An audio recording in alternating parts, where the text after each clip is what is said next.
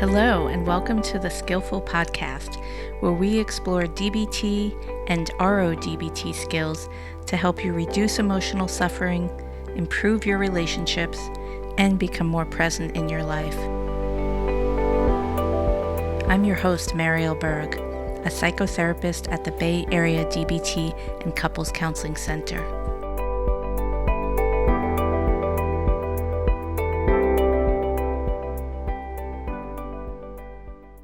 So we are continuing today talking about distress tolerance, focusing more on reality acceptance skills. When we talked about doing an episode on distress tolerance and the big picture of how it all fits together, we thought it would be one episode, and it's turning into two. And because there's just so much there with distress tolerance, and so I do think it's valuable to spend a little time talking about the acceptance skills within distress tolerance, and then a little bit more about, okay, and when don't we use distress tolerance? When would we want to look for something besides distress tolerance? And just as a quick review, our last episode focused on these skills that we're referring to, the change-oriented skills. So these are skills that help you kind of do something different or differently when you are experiencing overwhelming emotions. And we also have a whole set of skills that are much more around accepting reality as it is, because that is a huge and important piece of getting through difficult moments in life. And the thinking behind these more reality acceptance skills as a form of distress tolerance is that very often when we're in a lot of distress, it's because we are judging reality instead of accepting it and saying it shouldn't be this way. I hate it. I wish it was different. I can't do anything until this situation changes. And so often in life we don't have that power. And there are very difficult, challenging, stressful things that happen, and accepting this is happening oftentimes does reduce our distress versus fighting against reality. And when we're fighting against reality, we usually feel worse. We feel stuck, resentful, angry, Hopeless. Again, it really does get us more into the extremes of emotions. The most common objection to accepting reality is thinking that that means you are saying that reality is okay, or whatever the circumstances that are present are okay. And therefore, you shouldn't work to make things better or different or fight for change. And that's not what we're saying, or that's not what we're talking about when we refer to reality acceptance. What we're talking about is reality acceptance as the starting point, as a necessary starting point that precedes any kind of action or work towards change. Because when we can't fully accept and kind of look whatever is happening or has happened in our lives squarely in the face, so to speak, it's very hard to take effective action towards change, towards meaningful change. And this is where I think we can struggle and our distress can get really high, is when we bounce back and forth between acceptance and change instead of trying to find a flow between them. And so oftentimes, I know for me, I've experienced this of like, there is something happening that I don't like. I want it to be different, and I'm going to change it. I'm going to change it. I'm going to try this. I'm going to try that. And then it doesn't work, and the situation doesn't change.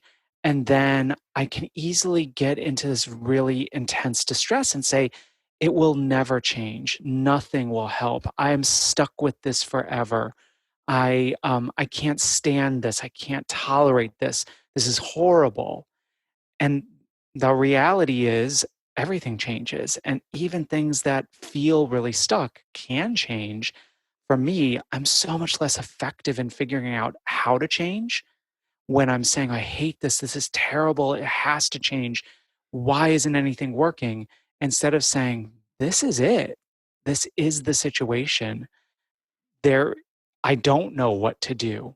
This is where I'm at, which can bring down that fight enough to be more open to change-based options. Yes, and as you were talking, I could just imagine that kind of stance sort of quickly bringing down one's overall sense of distress. Like, this is what's happening. This is reality right now, and letting go of that struggle, that fight against it, that wishing, that hoping, that all of those things that happen when we are faced with painful realities. And this applies even for things in the past, because yes, everything is always changing. And we talked about that in our episode on dialectics, that change is really the only constant.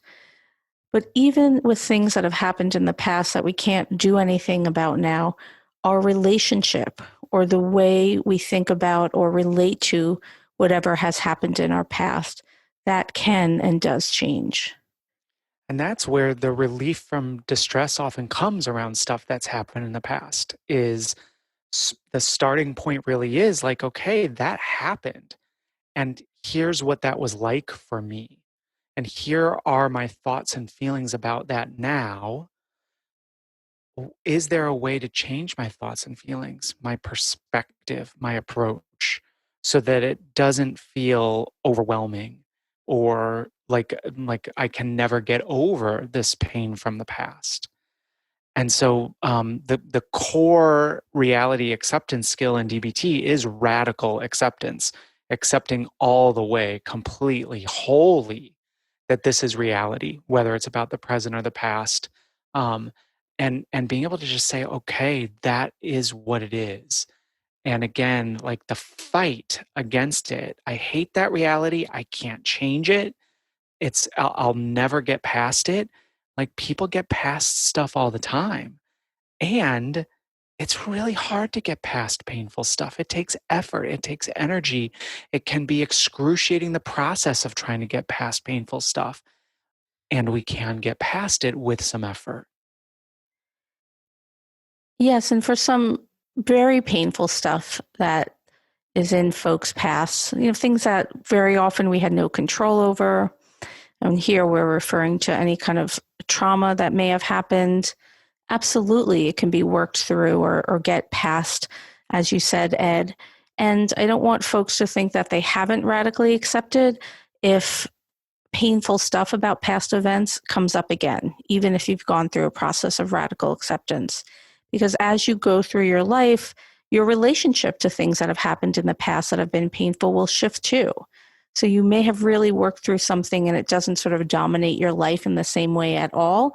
And something might happen, a new life stressor, maybe the birth of a child or a divorce or a move, or things happen, or a pandemic that might Right. make us vulnerable again to having some challenging emotions or thoughts about things that have happened. And then you can turn again to radical acceptance. So I think of radical acceptance really as an ongoing process. Right. And again, the dialectical approach that we can change our relationship to reality, whether it's things that have happened in the past or in the present, and that doesn't mean that they are not painful, and the pain can change, and the pain can come back. Where again, an aspect of distress that we often fall into is things do change, and sometimes that means like, oh, I thought I was over that, and now it's back up again, and I'm feeling all the tension and the stress and the worry or whatever it might be, and being able to say, okay, this is where I am now. What are my options? What can I do? As opposed to, oh no, see, I knew nothing ever changes. I knew I could never get over that. I'll never get past it. It came up again. And being able to notice if we're getting into extremes and readjust ourselves. Related to that, one thing I like to keep in mind is that for really hard things, and we could have a list of very painful things that happen to us as humans, death of a loved one, or serious physical illness, or other kind of losses or trauma and violence, all those kinds of things. Very often we will have a relationship to those things for the rest of our lives. There will be some way we are relating to them.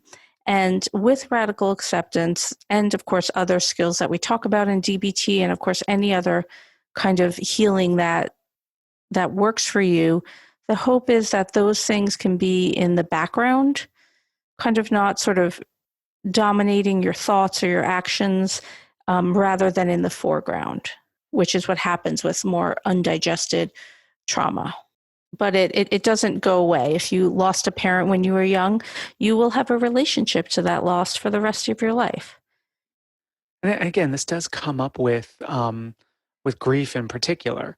Our relationship to grief changes, and some losses are so painful that we will feel that pain. Again, what we're looking for is to not feel it as intensely every day. Being able to recognize that the relationship to the loss can change and does change. Radical acceptance as a skill in DBT gives us the opportunity to just say, this is where it is today. This is what happened. This is what I'm thinking and feeling today. I'm just accepting that this is where I am, so that we don't put a lot of energy into, I hate this, I wish it would go away. Why won't it go away? Just like this is. And that can open us. For me, when I think about radical acceptance, I'm a very change-oriented person in general. And I find radical acceptance to be challenging and so valuable, because if I'm just focused on change, I will miss things. And being able to say, okay, let me pause and accept that this is where things are. This is what I feel. This is what happened. Then that's the opening for, okay, I could do this that would move towards change. So it sounds like it really opens things up and gets you to slow down, which doesn't mean that you abandon change, but you approach it, it sounds like it, with a different kind of energy or perspective when you can deeply, radically accept something. And this is where I find radical acceptance as a distress tolerance skill to be so helpful, is when I notice that I'm like really tense because I'm fighting reality. Like, I really do need to notice that and slow it down and try to accept, in order to not be wasting energy with all that tension, um, so that I can have openness. My distress level can be low enough. I can think clearly. I can access wise mind. I can think about options. And for me, when I'm like, oh my God, this has to change. This is horrible. I hate it. I hate it. I hate it. That's my sign of like, I probably need to focus a bit on acceptance, so that I can be in wise mind and approach change from a different perspective. I like, Ed, that you mentioned how much energy it takes to fight reality, because it really does. And I think it happens in big and small ways. So we referenced a lot of some of the, the more traumatic things that happen in life, losses and other kind of overwhelming, very painful things. But I'm thinking today just about a small way that I'm sort of fighting reality, or in a fight with it, and how that leaves me sort of in a knot, and I'm expending extra energy that I don't need to. So where I am today, it happens to be quite humid, which is unusual. And so I've been sort of irritable and kind of cranky about it all day. And like, why is it like this? And I can't believe it's so humid and it's not supposed to be like this here, in the Bay Area, where we usually don't have a lot of humidity. And I'm sort of amping up my distress level over a small thing. And if I could bring the energy of radical acceptance, this is what the weather is today. How can I make myself as comfortable as possible, knowing it will likely pass, instead of being in a tussle with it, in a fight with something that I actually can't do that much about. And when I can step back and say, okay, this is what's happening, then I can think a bit more broadly. All right, maybe I want to make sure I'm wearing some light clothing. Maybe I want a cool drink next to me. Maybe today is not the day to do some intense aerobic activity. So No, options can really open up. definitely not. No. Although people who always live in, humid climates, they probably get used to it. For me, like, I'm very aware, another aspect of acceptance is that as humans, we do this. Something seems threatening, and we fight against it. And sometimes it's because this is legitimately threatening to our personal safety, our security, our sense of self. And the instinct to fight against this threat is built into us. This is part of being a human. We also, as humans, apply that to the weather that we can't fight. It doesn't matter how much I hate the heat.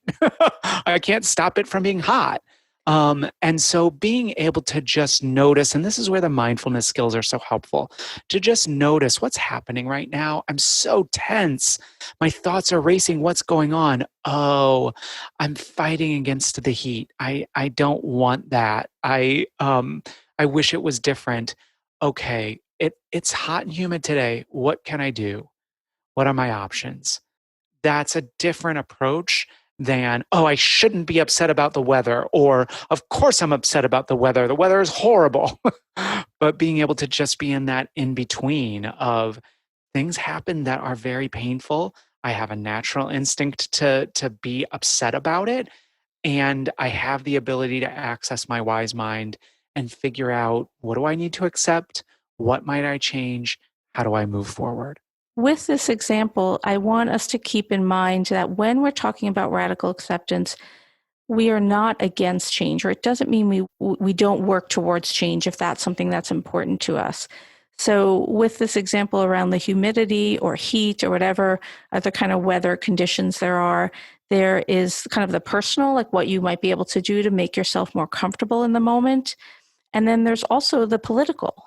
If that's important to you and you feel passionate about it, maybe you want to take action to fight climate change. Maybe there's different things you want to do for the environment. So we're not saying that just, radically accept that the weather is the way it is or whatever else is happening to you and in the world, and don't, get politically active or go to protest or try to create change in the world. But first, the very first step is fully and completely radically accepting what is happening.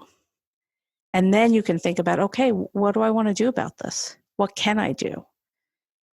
Like I bristle against an approach of like, well, that's just how it is. You can't change that. Just accept it. Because for me, that has a flavor of approving of a reality that we may not like. And radical acceptance is about, I'm accepting the reality as it is, aware that I can change that at times. Some things we can't change, and we just accept. Some things we can, so that if I don't like what's happening in the world, there are ways to get involved in influencing that. And an approach that says, that's just how the world is, there's nothing to be done about it, for me, is not acceptance. That's missing that, like, okay, yeah, that is the way the world is now. From my perspective, other people may have a very different perspective. And I want to do these things to influence how the world is. And so radical acceptance as a skill for distress tolerance really is about putting down the fight against reality and embracing the possibility of both accepting this is what it is and what are some possibilities of change from a place that's not in high distress. Yes, that's the key point here, that we want to be acting from our wise mind as much as possible. And I don't think we've said this directly, but we're talking around it. Acceptance doesn't equal approval. Right. So if we're radically accepting something, and to go back to what we were talking about a little bit earlier, in terms of something very painful from the past, we're not approving of it. We're not saying it was okay that happened, but we're radically accepting that this did happen. This is what happened. And how can I be with that? And sometimes radical acceptance as a way to reduce our distress is about the back and forth of, like, this happened. I hate that it happened. I wish it didn't happen. And it happened. And it had a big impact on me. And I hate that. And I can't change that it happened. And radical acceptance very often is allowing that we don't have to like it. And we can actually really be very, very hurt and upset about things that have happened. and also not saying it shouldn't have happened and I'm ending there, which tends to get us caught in a trap. And then we're feeling more pressure, and that increases our distress. Well, it shouldn't have happened, but it did happen. And so now what? But being able to do a more flexible, it shouldn't have happened. That was hurtful, and it didn't happen. And what do I do? And now I'm back in like, oh, I hate that it happened. It happened, right? And so radical acceptance very often is this back and forth. Yes. And so sometimes people might feel like they have failed at radical acceptance, which you can't fail at it. No. But as we said, it's a process. It's not a one and done kind of thing. And just as I was saying that acceptance doesn't equal approval, it also doesn't equal forgiveness or compassion. Those are things that are extraneous to radical acceptance. Radical acceptance also isn't for others, it's solely for ourselves. So we can find some kind of peace within ourselves around what is or what has happened. And on that note, when we are using the skill of radical acceptance, we want to be cautious around using it for things that might happen in the future. Right. Because we can get into some trouble there. Yeah, no, I've heard people talk about, like, I just need to radically accept that I'm never going to have the job I want. And it's like, well, how do you know that? Right? And I think that sometimes because again, radical acceptance is part of distress tolerance. When we're in distress, we're looking for a way to reduce it. And sometimes it can feel like if I just accept that I'll never get the job that I want, then I can move on with my life and get over it, and it's no big deal. But the problem is then that's not true. Like, maybe you could find the job you want. Radical acceptance is more about like, I don't have the job I want now. It will be hard to find that job. I'm not sure what to do about finding the job that I want because, I just have to accept that that's never going to happen. I really haven't heard people talk about that working in terms of reducing distress. Tends to be maybe temporary, but then it's back to like, that's terrible that I can't have the job that I want. And we don't give up those hopes. Like, I want this, really nourishing and nurturing job.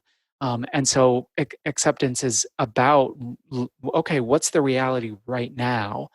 And I'm accepting this in a way to reduce my distress, not to just snap and make my distress go away, and not to like dig into the distress.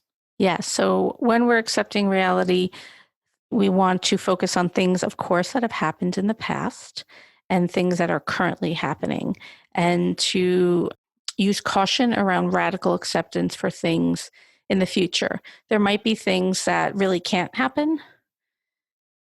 If you're a woman and you're 60 and you never had a child, you will likely not be giving birth to one unless there's some major changes that happen in science and research. We could say is something that one would have to radically accept, but many other things, and like the example you just gave, Ed, around someone not, I'm just going to radically accept I'll never find work I like, or that I'll never find love. We don't know. Right. So we can't accept a lot of things in the future because we can't predict. And again, I think one of the measures of is radical acceptance helping is, does our distress come down? Legitimately, does it come down? Yes. And so being able to say, I really want a different job and I don't know how I'm going to get it, and I am afraid I might not. Oftentimes, if you focus on that, then the tension will come down. I just have to accept that I'll never get the job I want. Oftentimes, even as I say it, the tension starts to raise. And so we check in to see, am I accepting the aspects of reality that are going to help reduce my distress? Is my distress going down when I try to work on it?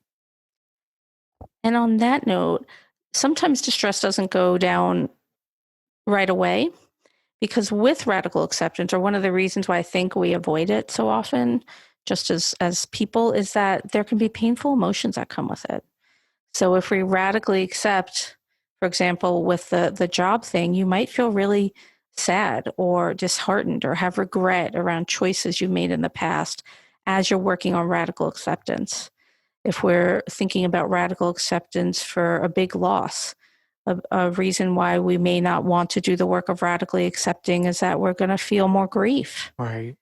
So very often when we are radically accepting something that has a lot of charge to it, there's emotion we have to go through or move through and feel to get to the other side. So don't think that you're kind of doing it wrong if you're feeling strong emotion as you're working on radical acceptance, although it may sound paradoxical because it's a distress tolerance skill, Right. but it will get you there eventually. And again, I think this is where we recognize there's a difference between feeling strong emotions that are distressing because there's conflict, there's tension, we're fighting against the emotion, we're trying not to feel it, and feeling strong emotions that feel like a relief. So, for instance, with grief, accepting I have had this loss and having a really good cry can feel really relieving instead of feeling distressing. Most of us don't like to have a good cry. We're crying because there's grief and loss. And there are times when it's like, yeah, and then I feel like I've moved past something by letting all that pent up emotion out. And so, we're looking not for the absence of emotion, but emotion that feels manageable, emotion that feels like it's moving, as opposed to emotion that feels stuck and tense and aggravating and it's making things harder. Yeah, it has a different kind of quality to it. And another thing I like to keep in mind with radical acceptance is the question, what would you do or what would you do differently if you radically accepted something that's hard in your life? How would your life be different? What kind of thoughts might you have that are different, or what kind of actions might you take? And I think that can be an interesting question to reflect on. So thinking about what you would do if you accepted what seems unacceptable. And maybe now is a good point to talk about some skills that help support radical acceptance. Yeah, we have like a bunch of skills that can help us with this process of accepting reality. So the one of them is turning the mind towards acceptance, which is even when we're struggling to accept, we can at least point ourselves in the direction of acceptance. The difference between I can't accept that, I won't accept that, and I am struggling to accept it and I will try, that's turning the mind. I also think about turning the mind as kind of making a commitment, and sometimes over and over again, to accept reality as it is. It doesn't mean we are actually accepting or radically accepting, but we're committing to it. We're saying to ourselves, this is important. So we're orienting ourselves, or we're, again, shifting our perspective. And that's why it's called turning the mind towards acceptance and away from rejection. So I think of this as like we might call it the appetizer to the main course of radical acceptance. Right. And similar to that is the skill of willingness, which is cultivating a willingness to be open, to try to accept, to do what's effective. And I think, again, in terms of distress tolerance, trying to cultivate willingness to do the things that will bring down distress, do the things that will help with acceptance, is so important and overlooked, that we want to cultivate that willingness of like, I'm going to try even if I don't want to. And the first step in practicing willingness is noticing when you're being willful. So that's the first thing, is to notice and label when we're fighting against reality. That's how I think about willfulness. And then radically accepting that you are in that space, that you're feeling willful, that you're kind of digging in your heels and doing things to potentially increase your distress. And that is sometimes where we find ourselves. And then turning our mind towards acceptance. And sometimes we have to do this over and over. And we have a couple of other skills that we have talked about previously that I think it's worth mentioning here, which are willing hands and half smile, which I think of as ways to radically accept with your body. And so again, this is much like when we talk about TIP as a distress tolerance skill, which is using your body chemistry to bring down distress. Half smiling and willing hands are using your body to kind of physically express acceptance and openness. So it's like just the tiniest bit of a smile, not a big fake smile and not frowning, but just a tiny smile, which really does biologically send a signal to our brain and to our body that, like, I'm a bit more open. And then the willing hands part is holding your hands in a willing posture. So generally with your palms facing up if you're sitting down, or your palms facing up if you're laying down, or your palms facing out, kind of an, if you're standing, kind of an open posture. And holding one or both of these is a physical way to send your body the message, I'm trying to accept. I'm trying to be open. I don't have to fight with clenched fists and gritted jaw. I'm going to just do the tiniest smile and hold open, willing hands, and kind of just physically feel more open. And it sounds like a small thing, but it's amazing how it can shift how you feel. And before we end, let's talk a little bit about when not to use these skills. Yeah, I think that the distress tolerance skills in DBT are so valuable because when we are in high distress, when we're in a crisis, we want to have things to do, whether it's the active change oriented skills like tip or distracting or self soothing, or more the acceptance oriented skills. We want something to do. And one of the things we talk about with distress tolerance is distress tolerance skills will not help us create a life worth living. We need more. It's not enough to just be good at tolerating distress. Sometimes we want to deal with what's creating the distress.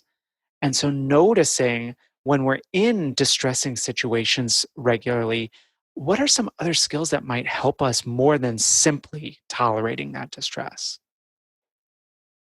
So we don't use, especially the more change-oriented distress tolerance skills from our previous episode, we don't use those to solve life problems because they won't. And even radical acceptance, I mean, that is often the starting point.